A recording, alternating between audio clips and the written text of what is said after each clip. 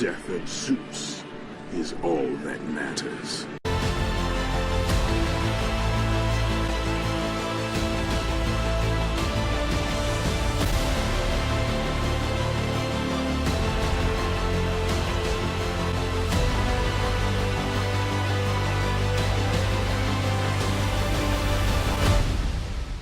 What's up guys? So in this video is going to be the final part to my Odin series. In part 1 we talked about how Odin knew that Atreus and Kratos was going to Jotunheim before they even did. In part 2 we talked about how Odin sacrificed Balder and why he released Skull and Hati in order to make Ragnarok happen.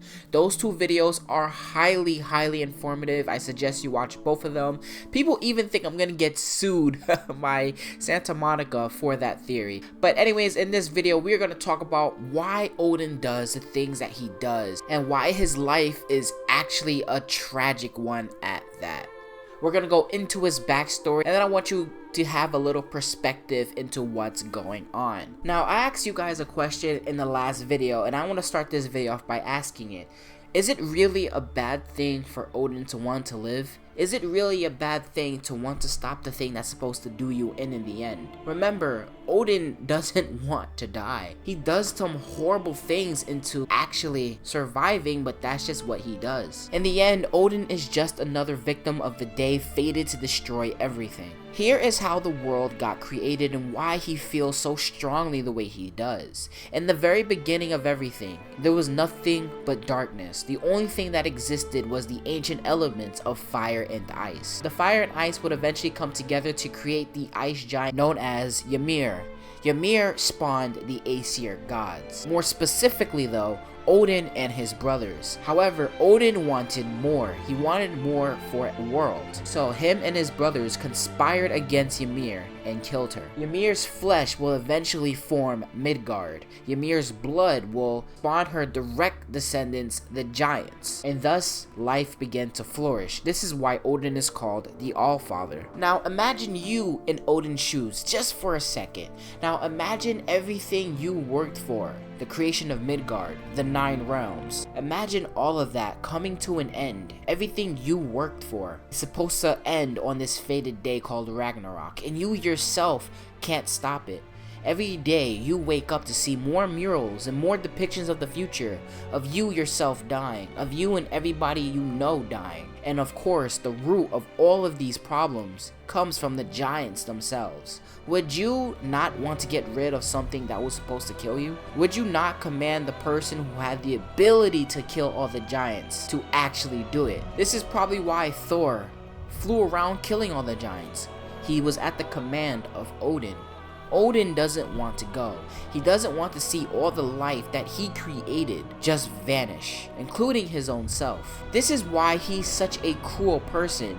Every waking moment of his existence, he's reminded of a day he quote-unquote has no control over. Wouldn't you want to try your best to stop this day? Would you have no pity on the giants who are supposed to kill you in the end? Now let's say you in your everyday life, if you knew somebody was out to hurt you, if you had proof that someone was gonna hurt you, but then something happened to them as well, would you feel bad? The reason why I'm telling you this is that I'm trying to make you see the world from a different perspective, and I believe this is what we're gonna see in the next game. In the next game, I really believe that we're gonna see a side of Odin that the dwarves haven't seen, that Mimir hasn't yet witnessed himself despite working for him. I think that we're gonna see another side of Odin, the other side of the war. In God of War 4, we talked mainly about the giants and how the giants are victims to Odin. But I believe when we go into the next game, we're gonna see how Odin is actually a victim to the giants. Remember, the only reason Odin is so cruel on the giants, he tricks them in their own land. He orders the death of all of them in Midgard because of this. I believe that Odin has the ability to be a good person, but if he is a good person, if he lets time play out the way it is, he will eventually die.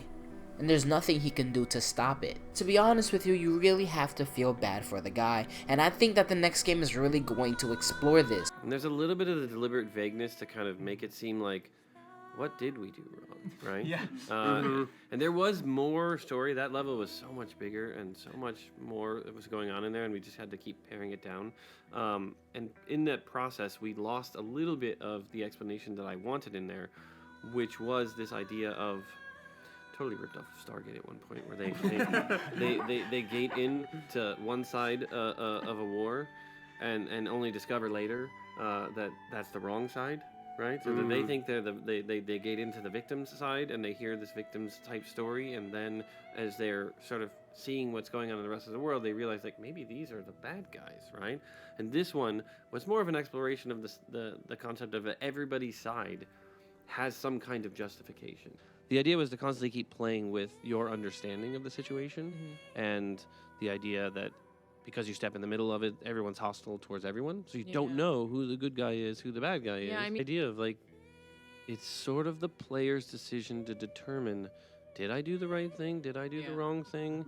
I mean, for me, I look at it as it really is one of those no-win situations, right? So there isn't a clear good guy and a clear bad guy as much as, is everybody the bad guy? But the point of this video was to show off Odin in a different light. Maybe he's not as bad as we all think. He's just, again, a victim of a day he has no control over. And that's going to be the end of my Odin series. I talked so much about Odin. Remember, in the very first video, we talked about how Odin knew his own death was gonna come. In part 2, we talked about his trials and tribulations on how he can prevent his own death. And in this video, we talked about how, in the next game, how would he be shown. But that's going to be the end of this series. I'm so happy you guys enjoyed it. Again, check out my other 2 series on this channel. The symbol series, where we found the new symbol on Kratos. And the Tyr corruption series, and how Tyr killed the giants. I'm gonna be out of here. Thank you guys for listening. I'll see you in another theory tomorrow. Deuces.